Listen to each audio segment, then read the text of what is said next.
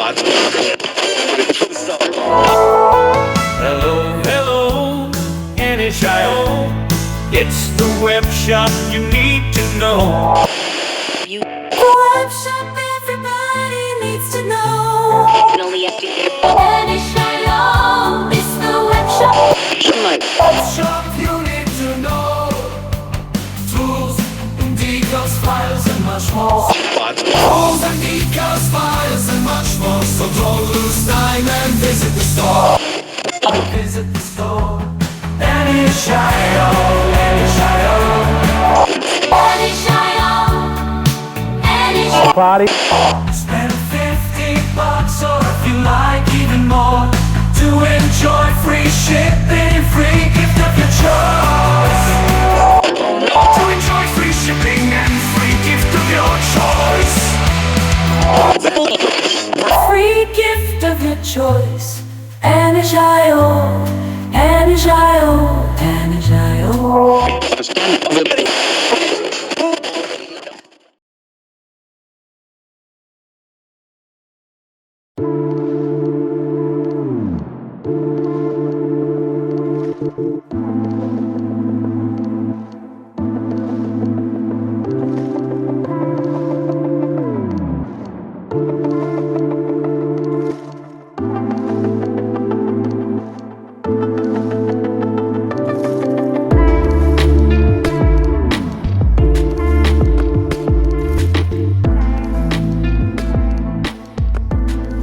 Welcome, listeners, to this special episode of The Model Philosopher.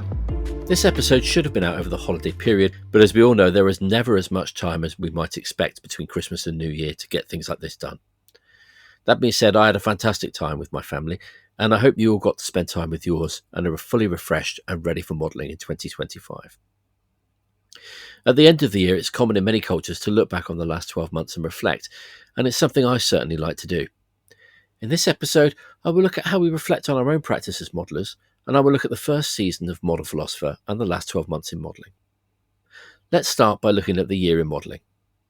This year has seen some stellar events, including Scale Model Challenge, Malcolm in Malaysia, KMK, Mosen, US Nationals, UK IPMS Nationals, and many, many more. Despite changes in the hobby, events seem to be flourishing, and getting together to talk about and look at models is something modellers obviously derive a huge amount of value from. I've always said modelling is a solo sport, and it is. When it boils down to it, making a model is a solitary activity, and personally I get a lot out of that in terms of mental health and time to think and reflect. But getting together is also a release for us. It allows us to be that part of ourselves that we find at the bench, but all day, with others who do the same thing. In a world where we are required to be many people at work, in social settings and so on, we can be our nerdy selves at model shows and relax. However, I think the type of modelling show is slowly changing. Certainly where I live, the traditional model show where you turn up, put some models on the table, do a little shopping, maybe have a contest, and then go home seems to be in slow decline. Shows that seem to be growing, expanding, and pushing forward are those that add some extra dimension, either through the addition of other activities like workshops or seminars, or by fostering a greater social aspect after the show closes for the day, with venues that bring visitors together or cater to wider ideas of modelling, such as gunpla and sci-fi shows. Or shows that strike a better balance of multiple genres, bringing quite different types of modellers together. Why this is not entirely clear, but personally I think it's because the hobby is changing, particularly in the under 40s. The shows that last the next 20 years will be those that are alive to change and constantly seeking to improve, not those that hide behind the old saw if it ain't broke. I did not get to many shows myself this year, certainly less than in 2023, so I cannot comment on which were the best, but it should be no surprise to listeners that I thought Scale Model Challenge was just superb, as I've been an evangelist for Scale Model Challenge for over 10 years now. I think it strikes a fantastic balance between figures and ordnance and brings in a far more diverse crowd than most shows, which in turn feeds the eyes and inspiration of those that attend. It energises me for months after and gives me a huge boost in my work. As I say, I've been saying this for years, so it's not because SMC is a sponsor, but I'm very grateful to SMC for sponsoring this show, as I am to new sponsor Anish, who you heard from at the beginning of this podcast. This year, a new organisation, Modellers Without Borders, also launched. It's too early to judge, as they have yet to run an event or really do much more than build a website and talk about the organisation a bit on some podcasts and social media. I'm sure there's been a lot going on behind the scenes, but in terms of what the public's seen, it's not been a huge amount. However, this could be an interesting year to watch where they go in 2025. Of course, the primary focus of this podcast and blog is the modelling. I asked listeners what model really caught their eye this year on the new Model Philosophers Lounge Facebook group. By the way, you can find photos of all these models in the album in the Facebook post for this episode and on the modelphilosopher.com blog. Christian Brewer cited Maren van Gil's ongoing diorama of HMS Victory and Redoubtable locked in battle at Trafalgar in 1/300 scale. We joke that this has been one of our favourites for a couple of years now because Maren is not the fastest modeller, but given he is indisputably one of the best in the world, I'll let him off. It really is stunning in every detail, and I recommend you look it up in the Works in Progress forum under the Picture Post forum on the Model Warships website, where Maren posts regular updates. As usual with Maren, the level of detail and the finesse of his execution is simply unparalleled. My good friend and former Sprue Cutters Union host Tracy Hancock recommended Chloe Platner's The Final Mooring, which depicts a British steam drifter beached on a snowy shore slowly rotting away. Tracy said, atmospheric and sparse, yet perfectly composed, using negative space, in this case the white of the snowfield, is so rarely seen in scale modelling, and this is perfectly executed. I agree with Tracy. I think Chloe's trademark attention to detail is there. It's not just that all the details are present and correct, they are, as always, rendered with a very high level of finesse, which shows not just that Chloe is a highly skilled modeller, but that she's also an extremely thoughtful and considered modeller. Everything on Chloe's models is given the maximum thought and attention, and nothing is considered less important than anything else. A masterclass in master modelling. Matt Flegel said, there's always a whole bunch that are just as good but didn't tickle the sweet spot as intensely, so I feel bad not including Will's Spitfire. That magnificent burnt-out Panther on his side, which was by Sam Dwyer, but I have to go with John Spud Murphy's Achilles. Hell, the tools alone shook my belief in what you could pull off on a tank and became my North Star for what I want to aim for. I think Spud consistently pushes the boundaries of realism on all his models, and his weathering is at the highest level, but he also has the ability to heighten that realism with the addition of creative touches like personal items that give character to his models. This never stretches the realism of the model, but always adds to it significantly. Spud tells me the Achilles is not quite finished, so keep an eye on his Facebook modelling page, which is John Spud Murphy's Model Bench. There'll be a link in the show notes and on the blog. David Parker said, I'm going to nominate this from yesterday. Stephen de la Hunt has been plugging away at this as long as I did with my Panzer IV, possibly a bit longer. David is referring to another 1/16th Panzer IV. He goes on, he's done an amazing job that reflects the time and dedication he's put into it, and now he's bringing it to life with a paint job of commensurate skill. There's not many who would stick with it or have the skill set to realise this stunning model. Massive respect. Coming from David, that's very high praise indeed, and I recommend you look up Stephen's Panzer IV.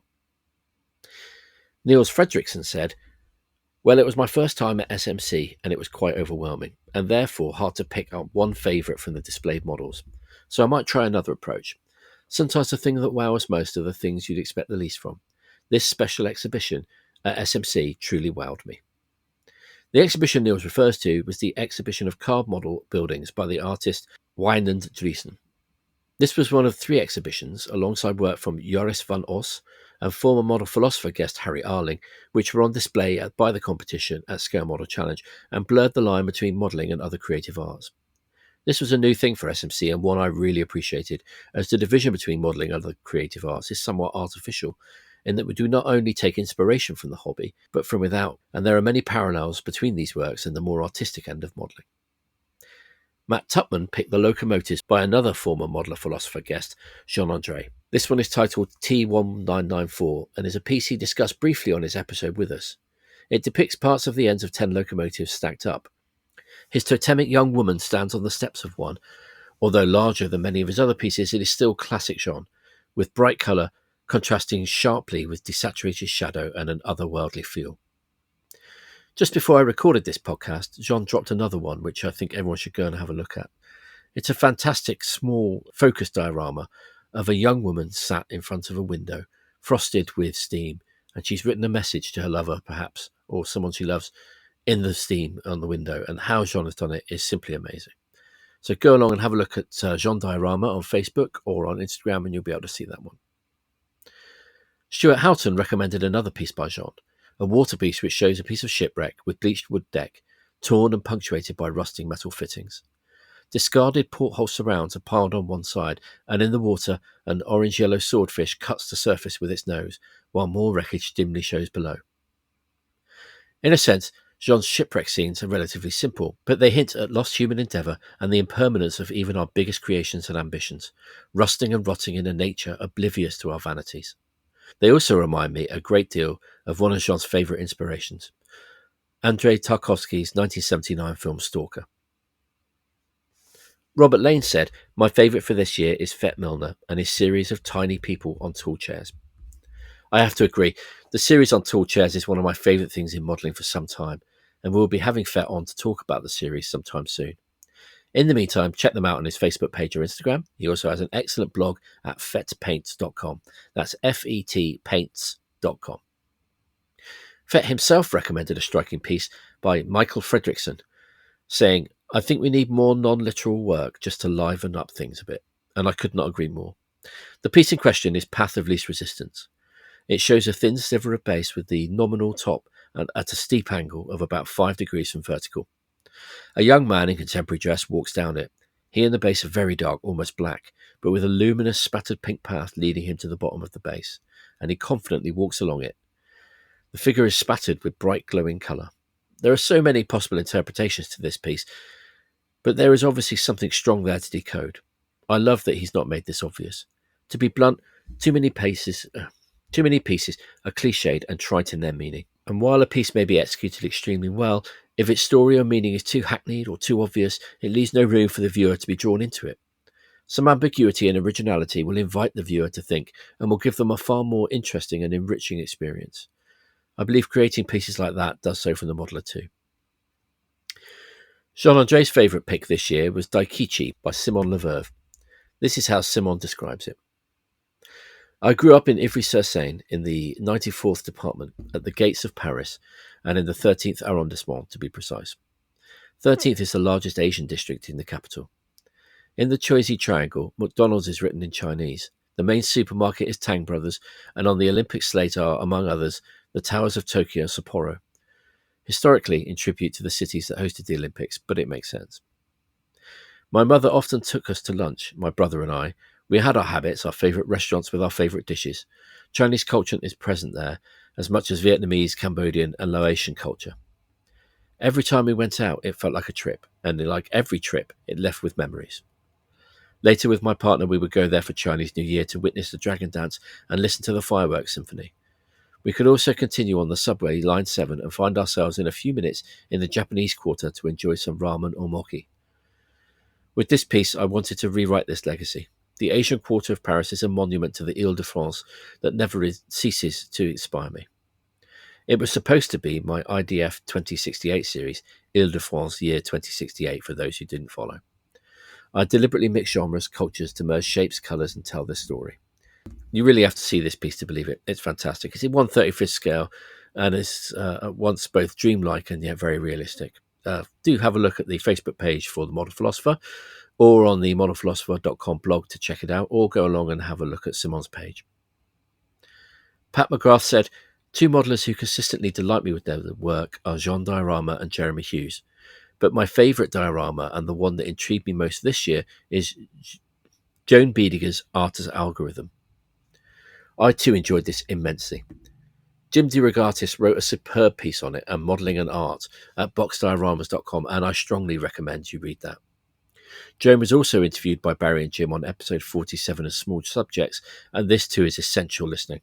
Find it on your podcast app of choice, including whichever app you use to listen to this. My favourite this year was probably also Fett Milner's Tall Chair series.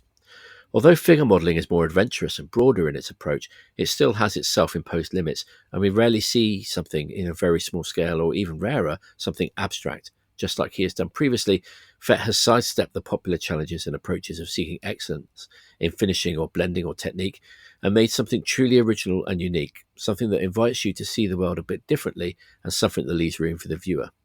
It is executed superbly, but the technique is not the key element of this piece of work. Let's have a little break, and I'll be back in a moment to talk about reflection.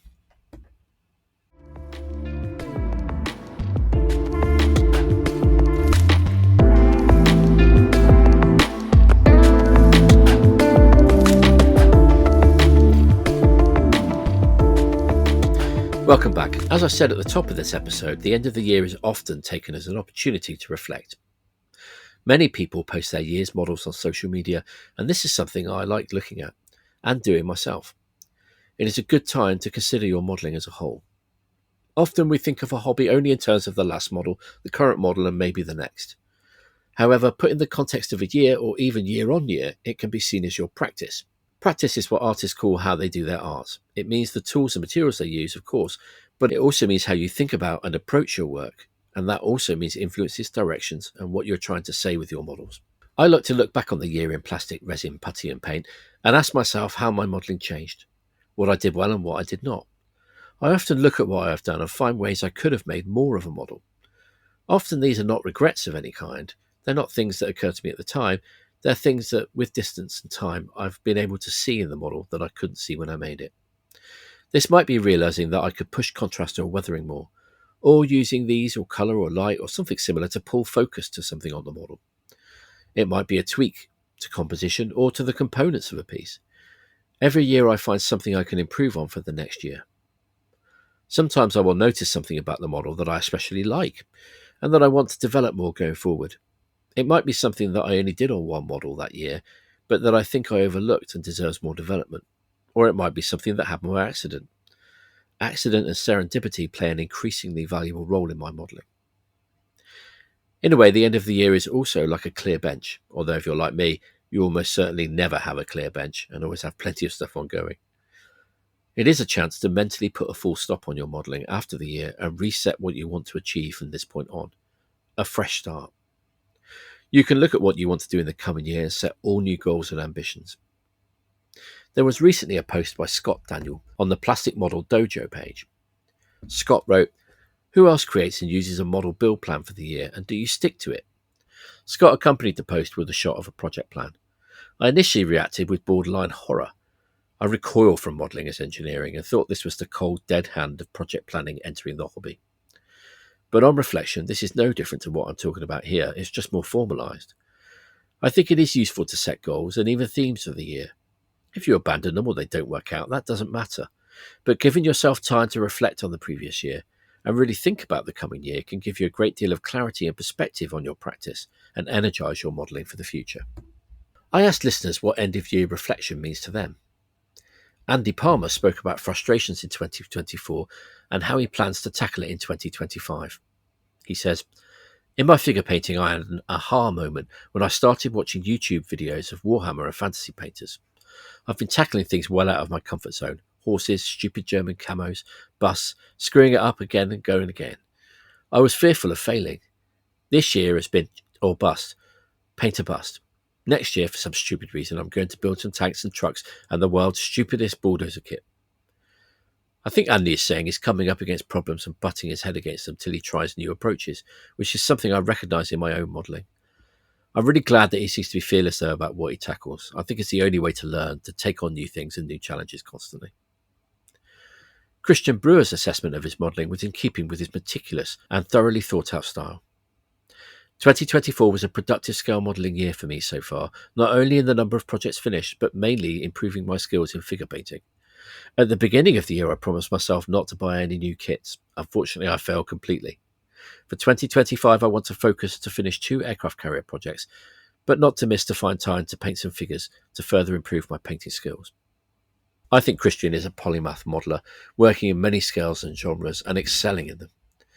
He's very accomplished and a great example of how working in many genres can improve all areas of your modelling. Olaf Kivitz said, "I manage some building and painting for gaming, Warhammer Kill Team. I would like to get back to building and painting for display again, and that's pretty much on hold. One thing that I have gotten out of all this is to focus more on enjoying the process rather than worrying about the goal. Much better that way, for me anyway." I can agree with a lot of what Olaf says. I've been doing some Warhammer myself in the last couple of years. For me, it's more of a side thing to my main modelling. It has a very different approach to painting, and I think it's interesting how it differs from display modelling. One thing I have found is that for a scale modeller as opposed to a full-time figure painter, Warhammer or gaming projects tend to be a lot quicker than a technical bust or large-scale miniature, and doing a few can be a great way to boost your hand painting experience and confidence quickly. Sebastian Tartar said, It might sound vain and childish, but that was my first time taking part at SMC in the Masters category. Winning silver really made me happy, and getting the Model Philosopher Award was equally rewarding, as I had tried to do something more original than usual with my aircraft.